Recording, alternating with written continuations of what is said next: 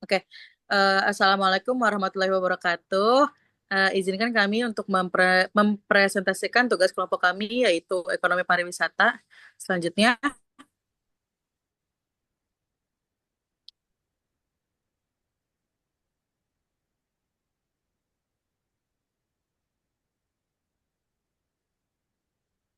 sebelumnya kami akan memperkenalkan diri terlebih dahulu, yaitu kami set- berkelompok berdua dengan saya sendiri, Novi Fitriani, dan teman saya adalah Putri Rizka Amelia.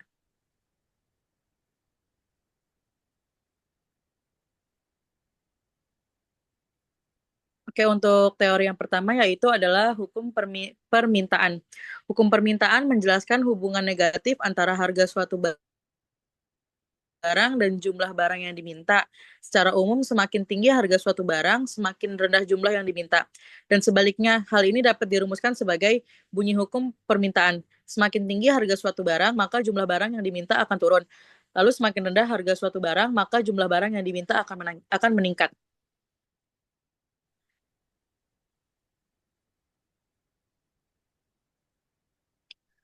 Selanjutnya di sini ada beberapa faktor yang mempengaruhi tentang permintaan. Faktor-faktor yang mempengaruhi tentang permintaan adalah yang pertama ada harga barang itu sendiri, yaitu tentang kenaikan harga biasanya mengurangi permintaan. Yang kedua ada harga barang substitusi, yaitu tentang jika harga barang substitusi turun, permintaan barang tersebut mungkin juga menurun. Yang ketiga ada pendapatan konsumen, yaitu peningkatan pendapatan biasanya meningkatkan permintaan untuk barang normal. Yang keempat ada selera dan preferensi konsumen, yaitu perubahan dalam selera dapat mempengaruhi permintaan secara signifikan.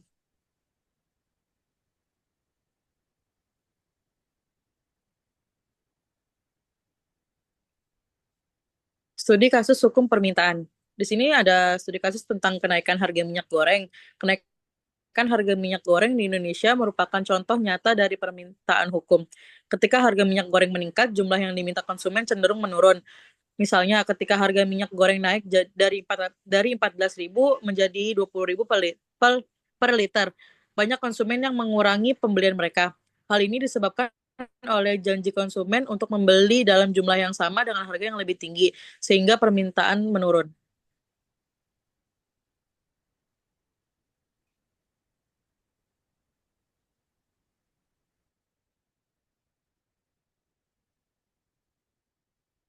Baik, di sini saya akan menjelaskan tentang hukum penawaran. Hukum penawaran berlawanan dengan hukum permintaan. Ini menyatakan bahwa semakin tinggi harga suatu barang, semakin besar jumlah yang akan ditawarkan oleh produsen. Sebaliknya, jika harga turun, jumlah yang ditawarkan juga akan menurun. Bunyi hukum penawaran yaitu jika harga suatu barang meningkat, maka produsen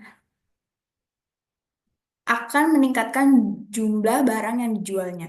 Sebaliknya, jika harga turun, produsen cenderung mengurangi jumlah barang yang dijualnya.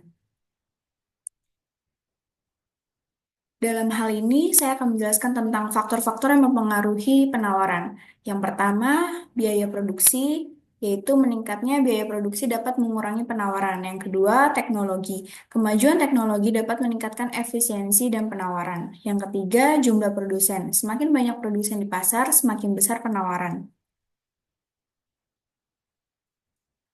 Untuk hukum penawaran, studi kasusnya yaitu dalam beras lokal. Pemerintah Indonesia menerapkan kebijakan untuk meningkatkan produksi beras lokal dengan memberikan insentif kepada petani. Sebelum kebijakan tersebut, penawaran beras lokal adalah 400 ton per bulan dengan harga Rp9.000 per kilo.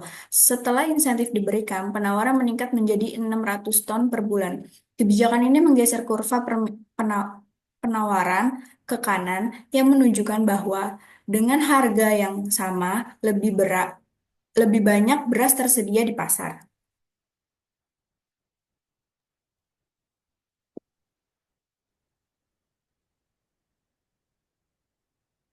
Oke, baik. Di sini selanjutnya ada titik keseimbangan. Titik keseimbangan adalah kondisi di mana jumlah barang yang diminta sama dengan jumlah barang yang ditawarkan pada tingkat harga tertentu. Di titik ini tidak ada kecenderungan untuk harga naik atau turun. Proses mencapai keseimbangan ketika yang pertama ada jumlah permintaan atau D sama dengan jumlah penawaran atau S. Yang kedua ada harga keseimbangan tercipta ketika tidak ada kelebihan atau kekurangan barang di pasar. Jika terjadi kelebihan permintaan, permintaan lebih banyak dari penawaran, harga cenderung naik. Sebaliknya, jika terjadi kelebihan penawaran lebih banyak dari permintaan, harga cenderung menurun.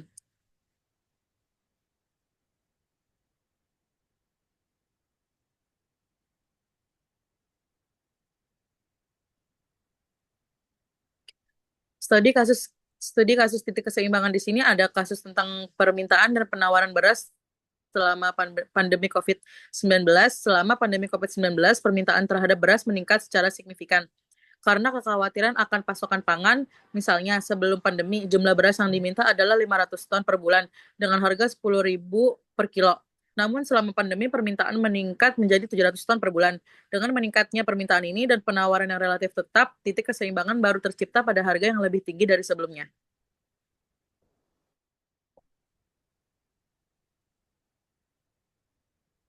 Di sini ada teori pasar. Teori pasar mengacu pada cara pasar berfungsi dalam menentukan harga dan kuantitas dari barang dan jasa.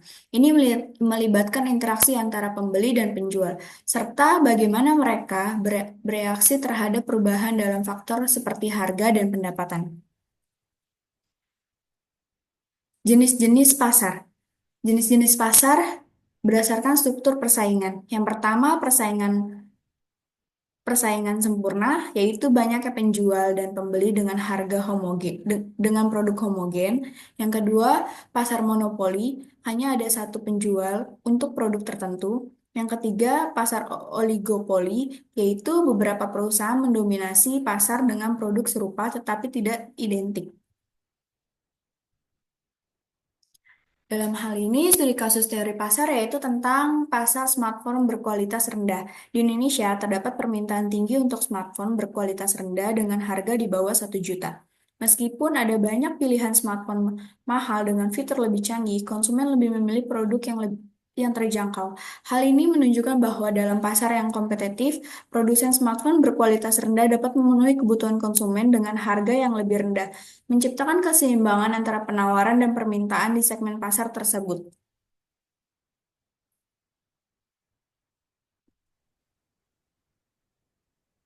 Oke, selanjutnya di sini ada teori produksi pariwisata di Indonesia. Teori produksi pariwisata di Indonesia mencakup cara sumber daya yang digunakan untuk menciptakan produk wisata. Ini melibatkan analisis tentang bagaimana faktor-faktor seperti tenaga kerja, modal, dan teknologi berkontribusi terhadap perkembangan industri pariwisata.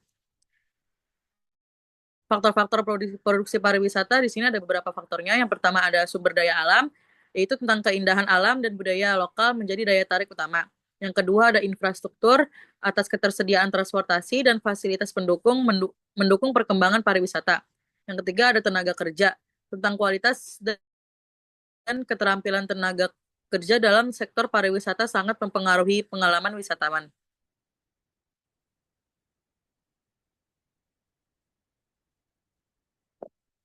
Tadi kasus teori produksi di sini ada contohnya pengembangan pariwisata di Bali. Bali merupakan contoh utama dari teori produksi pariwisata di Indonesia. Sumber daya alam dan budaya lokal menjadi daya tarik utama bagi wisatawan domestik dan internasional. Pemerintah daerah dan pengusaha pariwisata bekerja sama untuk meningkatkan infrastruktur seperti hotel dan transportasi guna mendukung pertumbuhan industri pariwisata. Dengan peningkatan kualitas layanan dan fasilitas, produksi pariwisata di Bali terus berkembang untuk memenuhi permintaan wisatawan yang semakin meningkat.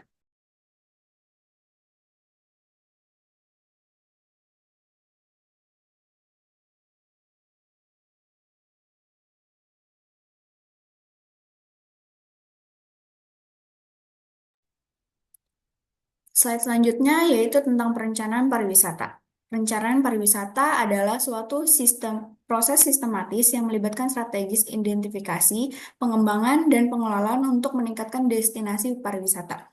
Tujuan utama dari perencanaan ini adalah untuk meningkatkan kunjungan wisatawan, mengoptimalkan dampak positif pariwisata, dan memastikan perpindahan lingkungan serta sosial.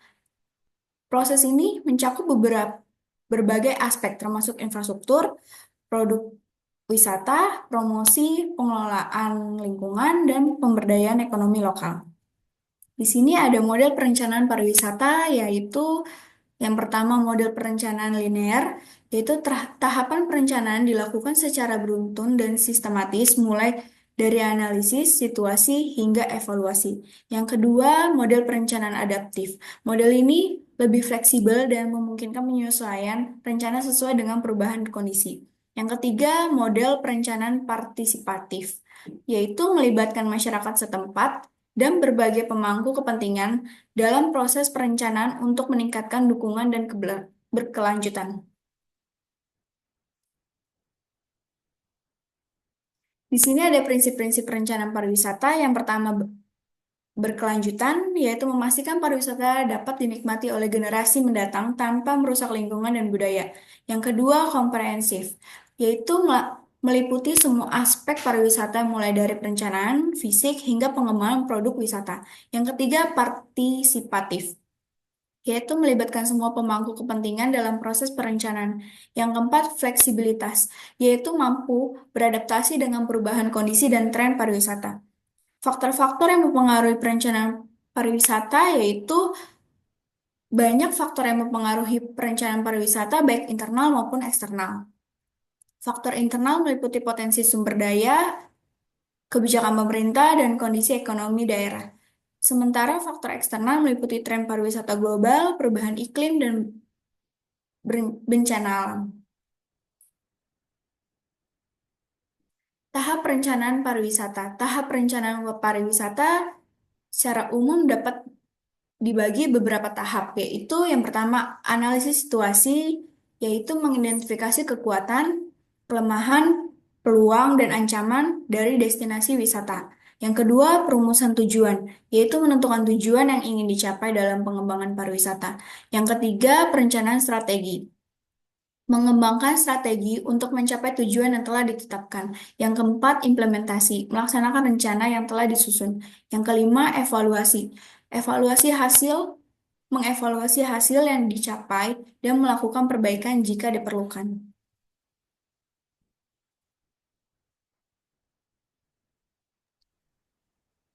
Selanjutnya ada studi kasus untuk perencanaan pariwisata di Yogyakarta. Di sini perencanaan pariwisata di Yogyakarta merupakan proses yang melibatkan berbagai aspek untuk mengembangkan sektor pariwisata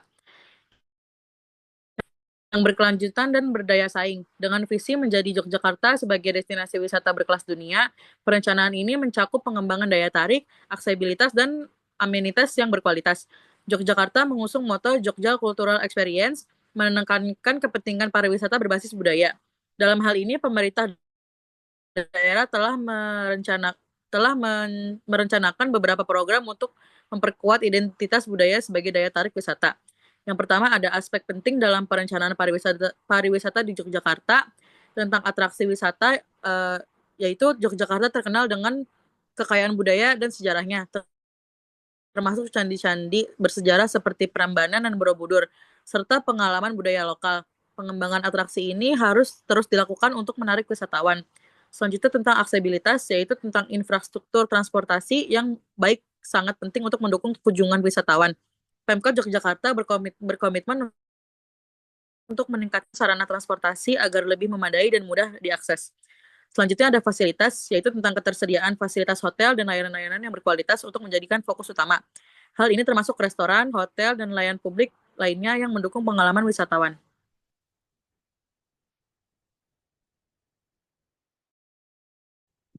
Selanjutnya yang kedua ada strategi perencanaan. Yogyakarta menerapkan berbagai strategi dalam perencanaan pariwisatanya.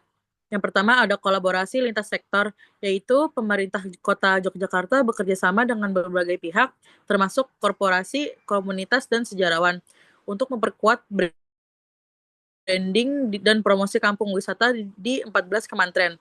Yang kedua ada pemberdayaan masyarakat. Melalui program kampung wisata, masyarakat lokal dilibatkan dalam pengembangan pariwisata, sehingga mereka dapat menikmati manfaat ekonomi dari sektor ini. Yang ketiga ada penggunaan media sosial.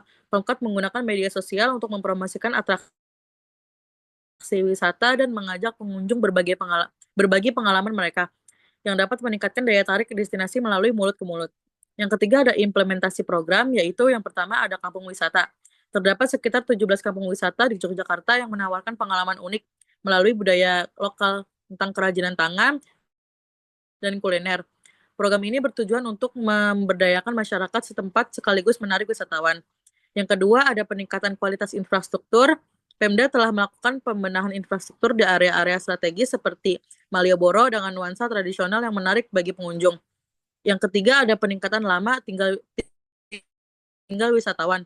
Strategi untuk memperpanjang lama tinggal wisatawan di Yogyakarta meliputi penyelenggaraan acara tahunan yang menarik dan promosi yang intensif mengenai keunikan setiap kampung wisata.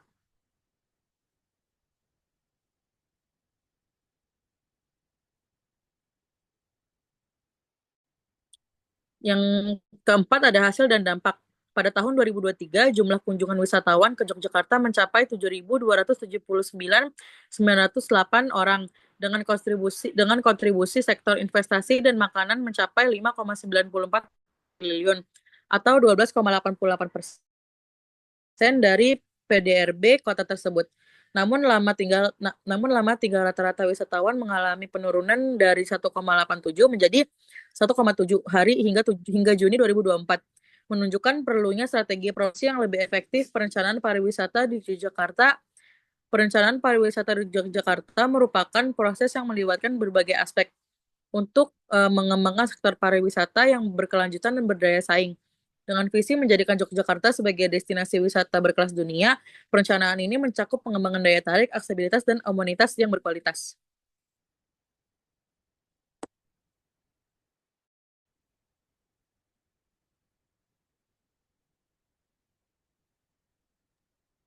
Baik, di sini saya akan memberikan kesimpulannya dari materi yang kita sudah paparkan tadi, yaitu tentang pemahaman tentang hukum permintaan dan penawaran secara titik keseimbangan adalah fundamental dalam ekonomi untuk menganalisis dinamika pasar.